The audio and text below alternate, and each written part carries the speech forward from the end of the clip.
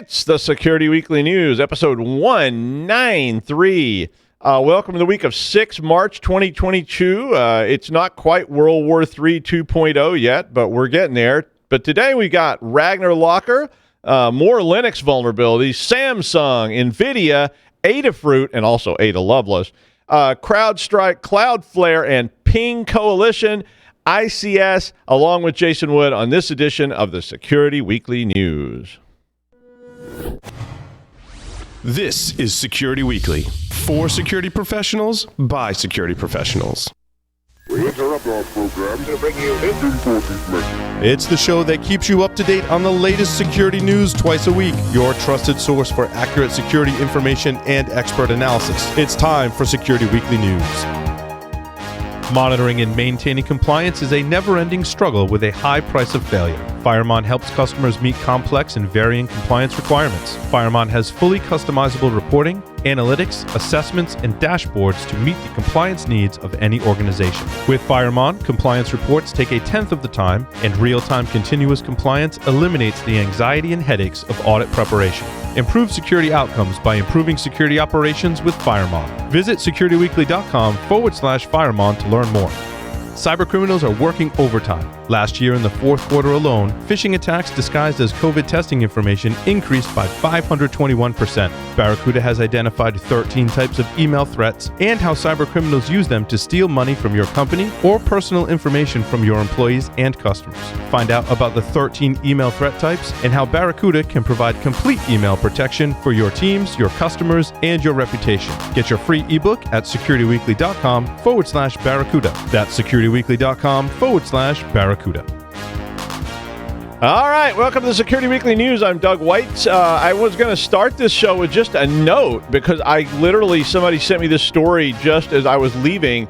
So it's just a note. Google has agreed to acquire Mandiant for about $5.4 billion. So a big revelation there. I'm sure there'll be more about that in the near future. Ragnar Locker is a ransomware gang that has been around for a while. Most of us probably have heard of and are somewhat familiar with them. Yesterday, an alert was published by CISA, which is the United States Cybersecurity and Infrastructure Security Agency. And I know a lot of you know that, but we always have new viewers and people that aren't from the United States who we have lots and lots of foreign viewers, maybe don't know what that is, but that's called CISA. They said that as of January 2022, the FBI had identified at least 52 entities across 10 critical infrastructure sectors that had been affected by Ragnar Locker. Now, this included pretty much every sector of infrastructure, however you want to define it, from IT to government to financial and on and on and on. So a pretty big revelation from them. Ragnar Locker was first detected in 2019, and the FBI first got involved in investigating him in April of 2020, I guess after enough complaints were filed. But this bulletin, which I did attach to the show notes if you want to read the actual CISA bulletin and guidance, did have information about how to analyze indicators of compromise, which would show you that you've been infected or are about to be infected with Ragnar Locker, and some stuff about how to block these types of infections. So if you are concerned about this, if you're an infrastructure vendor, it's probably not a bad report to check out. And of course, anybody can adapt and use these tools as well. So it's definitely worth a look. A new Linux vulnerability was reported by security researcher Max Kellerman. This report, which was yet another Linux vulnerability, stated that the vulnerability affects Linux kernel 5.8 and later, and it includes Android phones. So this vulnerability was named Dirty Pipe, and it basically it's one of these piping attacks. So if you've ever used Linux or Unix or anything, you know about pipes and how you reroute things and redirect things. But basically what it does, it will allow root on the system remotely with publicly available exploits. Specifically, it basically allows an injection into read-only files. This is the way that the initial report went. They were talking about injections into read-only files, which would include SUID processes that are running as root, as usual, and that's going to allow you to basically take over the whole system, because if you can inject something in there, this is a lot like these system-level attacks in Microsoft, where something's running with admin privilege behind the scenes, and then you're able to inject a process or a pointer into that. Kellerman did produce a proof of concept of the vulnerability that is on there. You can find a link. And Python, or Python, I don't know how you pronounce that one, but the name Python used the exploit then to demonstrate an attack on the Etsy password file, and we're all familiar with those from, that's age-old attack, but attacking the Etsy password file with an injection. And what Python did was they basically switched all those X's out on certain users, and it allowed you to set an empty password for the root user.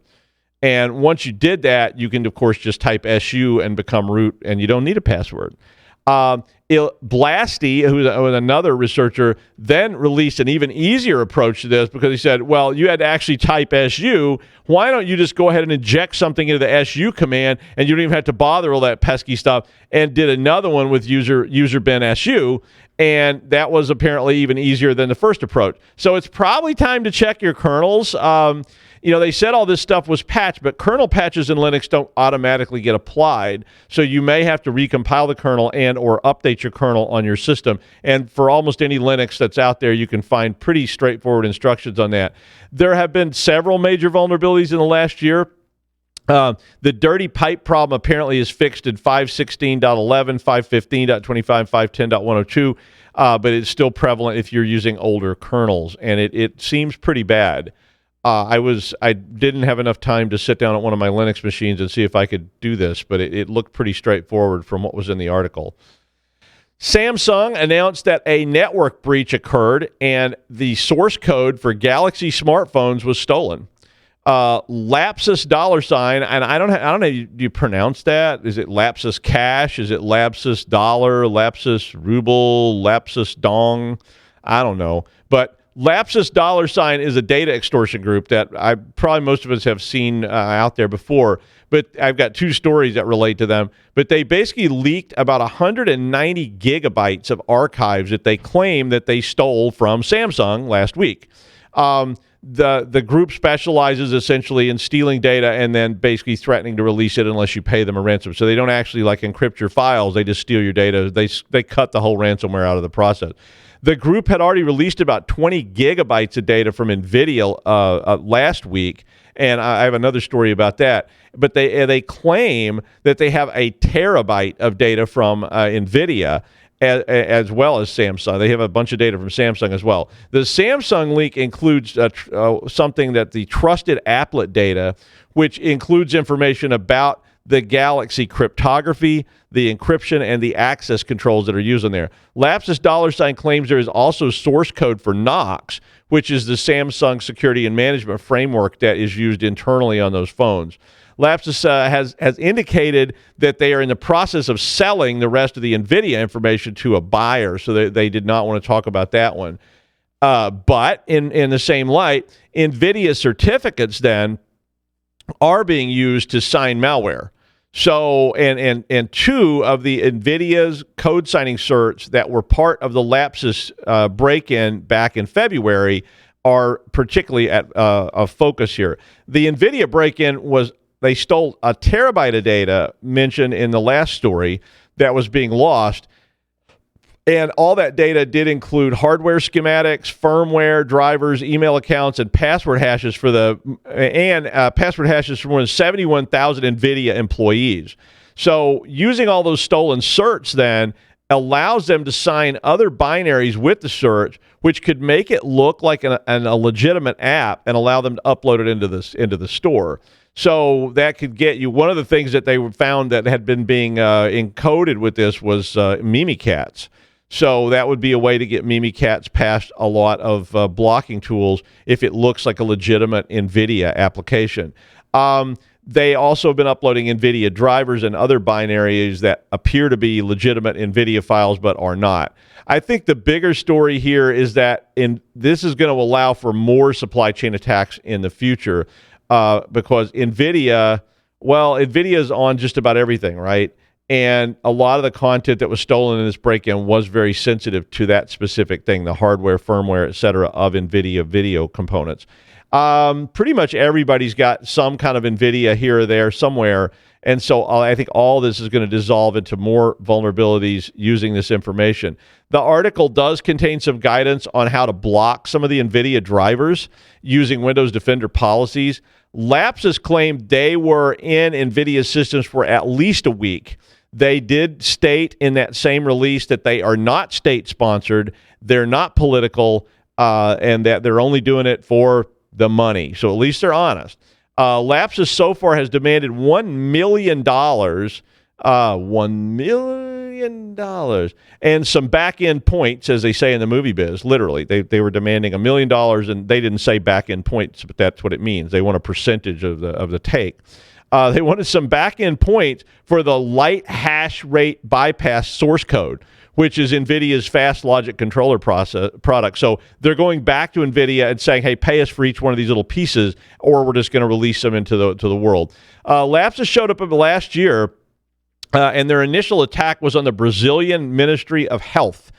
And if we had a bigger budget, we would have included a cutscene of a bunch of people in swimwear dancing in the Brazilian Ministry of Health, because that's the image I have in my head of what's happening there right now. It's funny because it's racist. Leave me alone. I mean, I can't help it. Adafruit Industries is an open source hardware company and suffered from an accidental exposure of customer data. Adafruit makes all kinds of little custom boards and projects and fun little things that you can play around with. This leak was apparently what they called an inactive former employee's account that was using an auditing data set, which was only supposed to be used for training purposes. So, okay, I have some problems with that to start with. So they took live data, they made it into a training data set, and they were turning it over to somebody who then left, and they hadn't stopped it. But that's not where it stopped. It was posted on GitHub. And according to the release, it contained emails, names, addresses, and all sorts of order details about people that had purchased products from them. And it had been sitting on this public GitHub site for at least 2 years.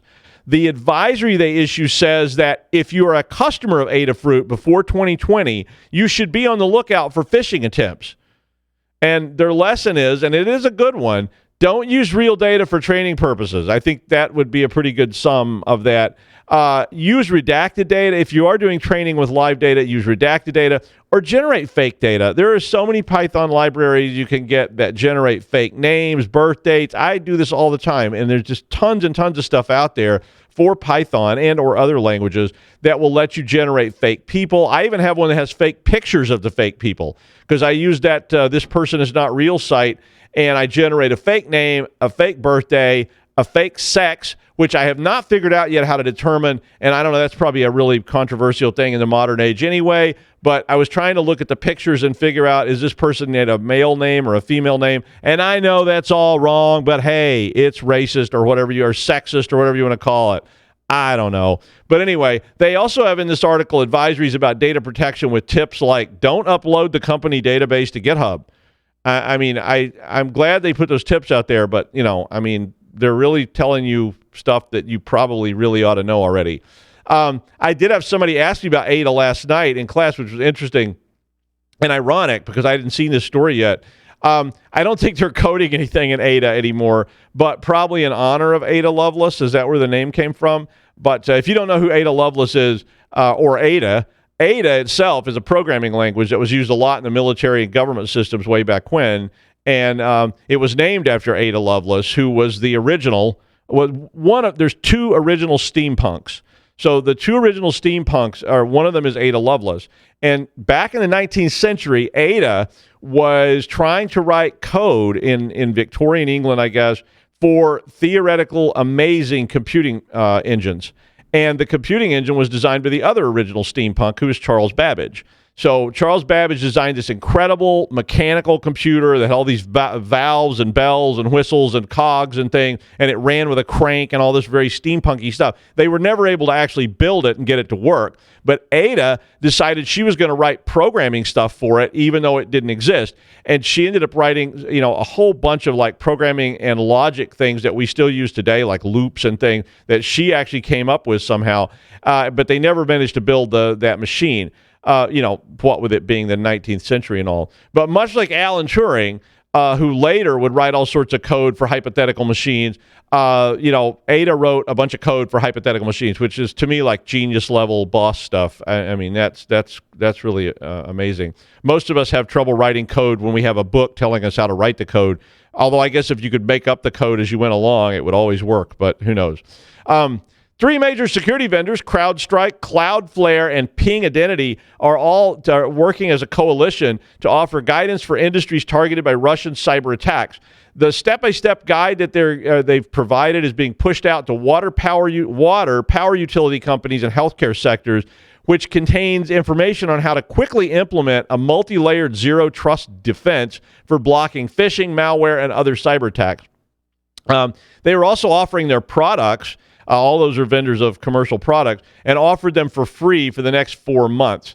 Sounds pretty noble, and I guess it is, and the document's really good, but it's definitely good marketing too, right? CrowdStrike said, this program is designed to help us aid critical infrastructure that has been identified as particularly vulnerable to cyber attacks.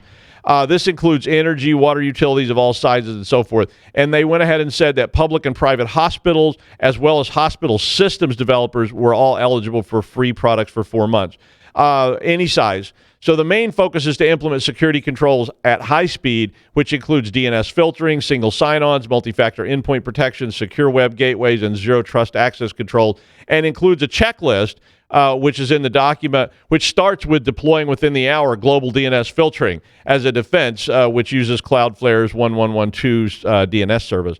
I think it's a great thing. There's a lot of these industries don't have much in the way of budget and or history with security, and they certainly don't have a lot of history with rapid response. So good job, everyone. Forever, ICS had that old Linux mantra of, we're too obscure to be a target. And I mean, if ICS wasn't connected to the old interweb, well, that could possibly be true. But in the last 4 to 5 years, more of this type of industrial system has become connected, whether just to download updates or firmware, or because you've added IoT devices and sensors that are Bluetooth or Wi-Fi enabled that all want to contact the factory and download things, or even if it's just something as simple as streaming video out of your factory up onto the cloud for storage. When the pandemic kicked in, well, operators got to operate. And if the operators are all at home, they still need to control the nuclear facility. So, suddenly people start opening all kinds of holes in their firewall. And, even if it's the person sitting at their apartment in Hackensack, you've now opened a port into the ICS and into the OT world. The number of reported vulnerabilities in ICS systems, according to this report, increased by 52% in 2021 over 2020. And researchers showed that 21 of the 82 people who said they had vulnerabilities had never previously ever reported a vulnerability. All of a sudden, they got a bunch. The Colonial Pipeline incident was really sort of the beginning of the end of this security through ICS obscurity world. So I think that's starting to change. They're starting to ask questions and say, yeah, we're actually really vulnerable here. We're going to get hosed. But the problems do remain. 69% of the vulnerabilities found in the second half of 2021 could not be fully remediated. 69% could be fully remediated, which means that 31% of the vulnerabilities could not be remediated. I mean, some of this stuff can't ever be patched, right? I mean, you'd have to, pay to have a patch developed. It may be too old and you're still using it. You can't afford to replace it. Where do you get a patch for this thing? It may be that the company just didn't patch it. But these types of networks are definitely coming into stronger focus all the time by both good guys and bad guys. But that means, that their target space is going way up. So I think this is going to be just a massive component of the security industry going forward because it is such a massive component of our society. Well, despite being a cybersecurity star in the United States, in Norway, he sings and dances under the name Danglen Dansk and sells out every single show. Please welcome Jason Wood. Hey, everybody. Good to be back with you. I found this article today on the Daily Swig, and my first thought as I looked at it was, oh my, what could possibly go wrong here? The article covers a vulnerability disclosure program or bug bounty.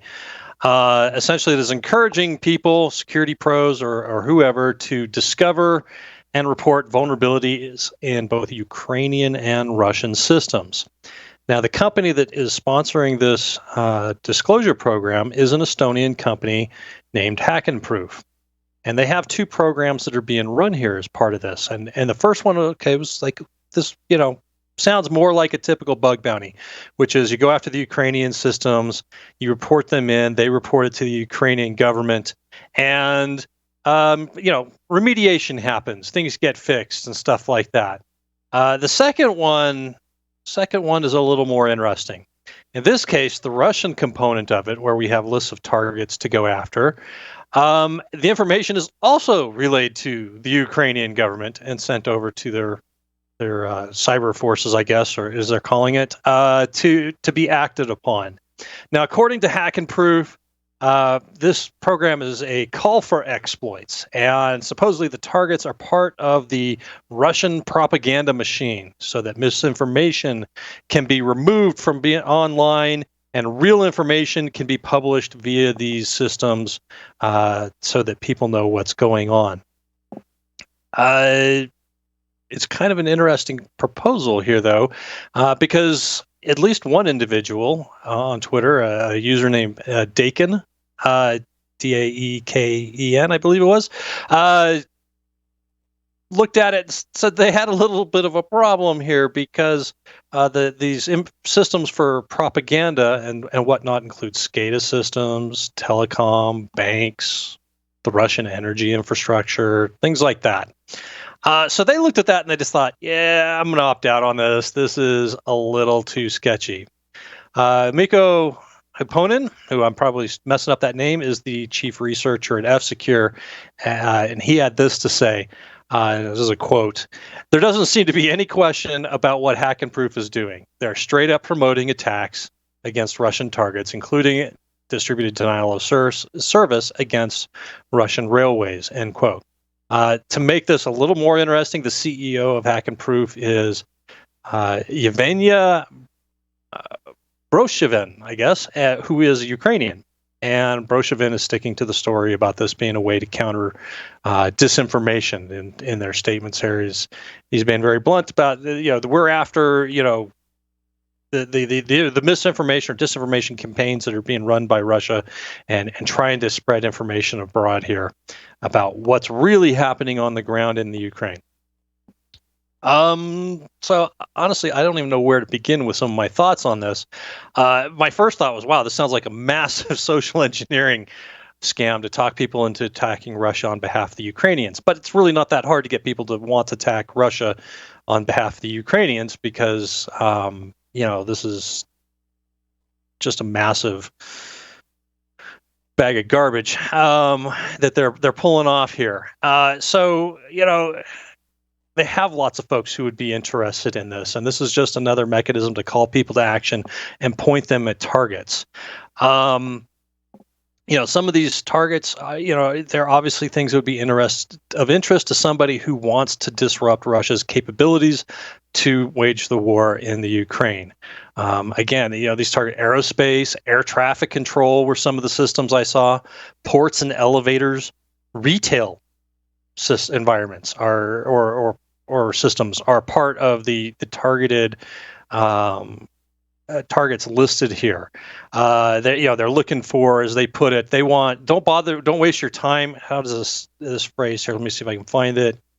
They say, please don't waste time on low, medium severity vulnerabilities. Only go for high or critical severity vulnerabilities.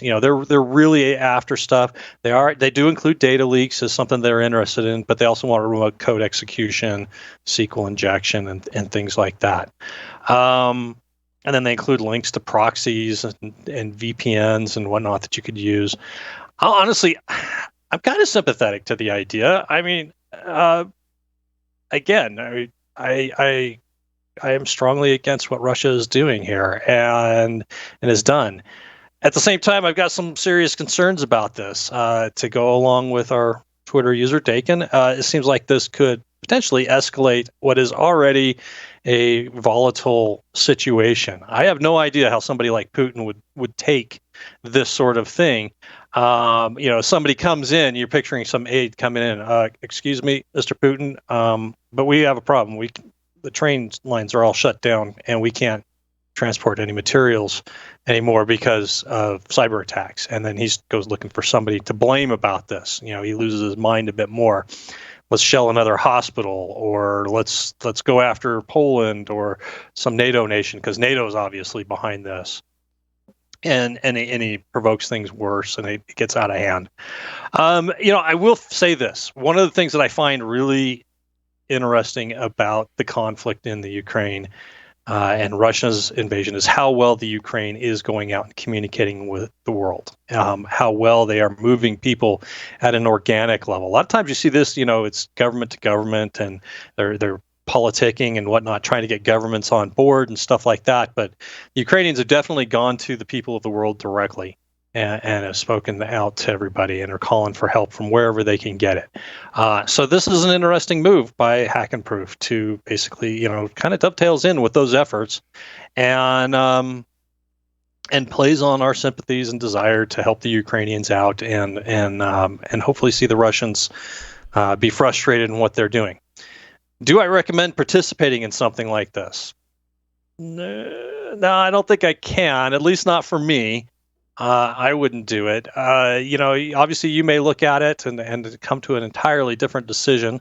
But for my part, obviously I don't want my government coming over to me going, hey, this is a bad situation already. What the heck are you doing? Quit making this worse. So, I think I would be rather cautious here. I think my general strategy is going to be to continue donating to places like the Red Cross, where humanitarian efforts are being put out there for people in the Ukraine and the refugees who have left the Ukraine to other countries roundabout. But it still is a very interesting story. I mean, really, it's just this whole situation and war and how it's being conducted, and the Ukrainians are responding to it is just. If it wasn't for the fact that we have a war going on, I would find this to be really fascinating and interesting to dig into even more. Really, I just hope that eventually this wraps up here pretty quick, so we quit having this sort of stuff going on and people stop getting killed. If you want to read more about this bug bounty, as it is, and they say that they don't have any bounties yet. This is more like a call for volunteers. You can go ahead and check out the Daily Swig article that's listed in the show notes, and from there you can find links to Hack and Proof and other articles or people mentioned in this story. So go ahead and take a look at that. All right. Thanks, Jason. If you do want to help, there's all sorts of great organizations like Jason mentioned, including Doctors Without Borders. There's animal support organizations. You can even join the Foreign Legion of the Ukraine if you really, really want to do that and go there. But this is maybe illegal where you live, and I don't know if you get prosecuted or not. But there's all kinds of ways to help, and just be careful about where you donate money and make sure it's legit and so forth. Thanks a lot. And finally, researchers at the University of London and the University of Catania have developed tools which would allow our favorite friend, Alicia, whose real name we don't say, but, when you talk to the Echo and you say, hey, Alicia, order more dog food, they found a way to get Alicia to hack themselves. So, we have to be careful here because Jeff Bezos may be listening. Hi, Jeff. Yeah, it's great. Don't want any Amazon thugs showing up with ball bats or anything. But, Alicia's always listening, right? So even if it's supposedly not, it's kind of like Santa Claus. Although, unlike Santa, Alicia brings you things you ask for, but doesn't care if you're bad or good. Alicia just brings stuff if your credit card works, which is the only criteria they use, and which is really a better business model than Santa has anyway, who's basically exploiting elves to create stuff and give it away for free. So, that's pretty horrible if you actually think about the whole scenario. I mean, who's paying these elves? They're not been allowed to unionize. They don't have any kind of safety stuff. Santa's got a bunch of hired goons running around up in the North Pole, straightening them out if they try to get off work or anything like that. Anyway, the researchers were able to do this because they were able to they were causing Alicia to activate a malicious recording and play it over Alicia's speakers, which meant that Alicia was then hearing it. and doing stuff from it. Now, their initial experiment said you had to have a Bluetooth device within pairing range, which is pretty close, but they also claimed that there was some internet radio station techniques that could actively target Echo devices. It did required tricking users into downloading a malicious skill app onto the Amazon service. It's definitely worth a read if you're interested in this kind of stuff. It's a lot of fun. I enjoyed the story. Check it out. And that is the news. Thanks, Jason. I'll see you Friday with the wrap-up show at 11. Let me move the time back.